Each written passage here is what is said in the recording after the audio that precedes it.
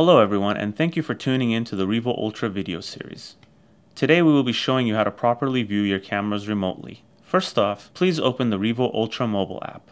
Once you have signed in to your My Revo Cloud account on your mobile device, it'll then log you in automatically from the next time you open the app. The Revo Ultra app loads into live view by default. To view your cameras, click the camera icon in the upper right hand corner and select your NVR.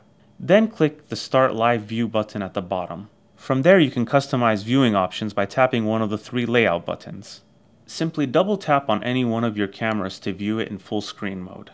The NVR will by default record the high quality mainstream, but for remote viewing we suggest using the Smooth Stream option to avoid possible data overages. To force stop any streams, simply click on the X icon next to the layout button. Once the stream is stopped, you can then reactivate it by clicking the refresh icon.